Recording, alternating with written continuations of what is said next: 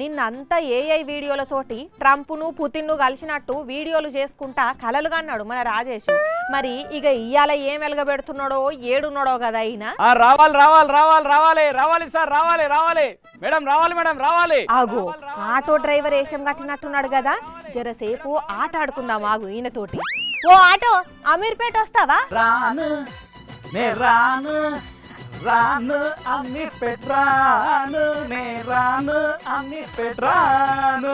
మరి రానప్పుడు ఆటో ఎందుకు పెట్టుకున్నావు పక్కకు? వెనకడికి నీయాసంటిదే. పెళ్లి పత్రికలో రవీంద్ర వేడ్స్ భారతి అని ఉన్నది చూసి రవీంద్ర భారతికి పోయిందట పెళ్లి అక్కడ అనుకోని. మరి లేకుంటే పక్కకు ఆటో పెట్టుకుంటే తోలేటందుకే పెట్టుకుంటారా? మరి ఆటోను దోలేటందుకు కాకుంటే తొక్కుడు బిల్ల ఆడేటందుకు పెట్టుకుంటారా? హలో, నన్నేమన్నాను? నా ఆటోనేమన్నా అంటే మాత్రం ఊకునేది లేదు చెప్తున్నా. సర్లే, నువ్వేం చేసుకుంటా నాకేంది గాని ఇయాల్టి వార్త ఏందో చెప్పు చాలు. ఇంకా నేను నీ దగ్గర ఉద్యోగం చేస్తున్నానే అనుకుంటున్నా. ఉద్యోగం చేయకుంటే ఊరూరు తిరిగి ఉసిళ్ళు అమ్ముకుంటావా? నీ కాడ ఉద్యోగం చేసే అవసరం ఈ రాజేష్ గారికి లేదు. ఎందుకంటే నాకు ఈ ఆటో ఉన్నది, దీంతో లక్షలు సంపాదిస్తా కాబట్టి. ఏంది ఆటో దోలే? మళ్ళా దోలుడు అంటావు, తోలకుంటనే సంపాదిస్తా. తోలకుంటే ఎట్లా సంపాదిస్తావట? ఆటోని ఇక్కడనే పార్కింగ్ చేసి ఫుల్ గా సంపాదిస్తా. ఏడబడితే ఆడ పార్కింగ్ చేస్తే ఫైన్లు పడతాయి గాని అకౌంట్ల పైసలు పడే. అది అందరికేమో, నాకట్లా కాదు. నేను ఆటో తోలకుండానే పార్కింగ్ చేసి పైసలు సంపాదిస్తా. ఎట్లా? హౌ? ఆ హౌ అని నేను ఎక్కడున్నా చూసినావా? ముంబై యుఎస్ కౌన్సిలేట్ దగ్గరున్నా. ఇక్కడికి వచ్చిన వాళ్ళ లగేజ్ బ్యాగులతోటి లక్షలు లక్షలు సంపాదిస్తా. అంటే ఆడికి వచ్చిన వాళ్ళ బ్యాగులు కొట్టేస్తావా? కంతిరోడా, బ్యాగులు కొట్టేసుడేంది? బ్యాగులు నా దగ్గర పెట్టుకొని సంపాదిస్తా. బ్యాగులు పెట్టుకుంటావా?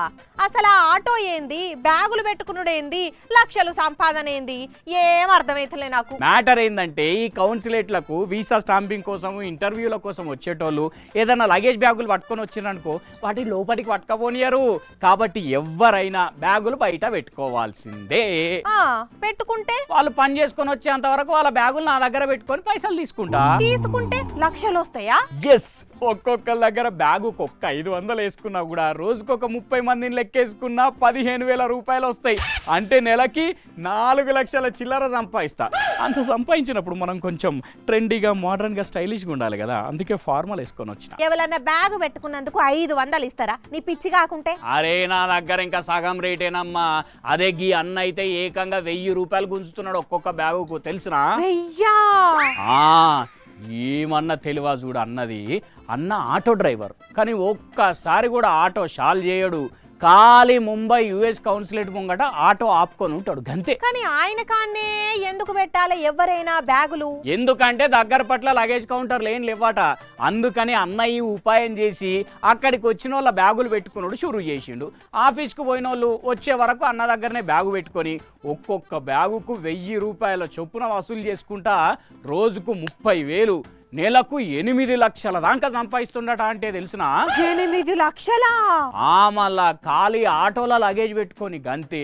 ఏడికి పోయేది లేదు, ఏం చేసేది లేదు, పెట్రోల్ ఖర్చు బీ లేదు. అంటే కూసున్న కాడ లక్షలు సంపాదిస్తుండన్నట్టు. మరి కాముచ్చట తెలిసే కదా నేను ఆటో పట్టుకొచ్చిన ఇడికి. ఇప్పుడు అన్నకంటే అగ్గువకు మనం సామాన్ పెట్టుకున్నాం అనుకో, మనకు బీ పైసలు వస్తాయి కదా.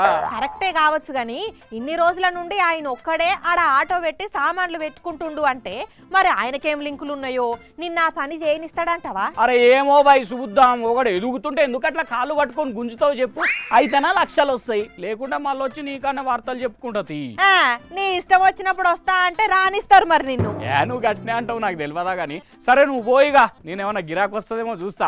రావాలే రావాలే రావాలి. నిజంగా కనీసం ఆటో స్టార్ట్ కూడా చేయకుండా ఉత్తగా లగేజ్ పెట్టుకొని రోజుకు 30,000, నెలకు 8 లక్షల దాకా సంపాదిస్తున్నాడంటే చాలా గ్రేట్లే.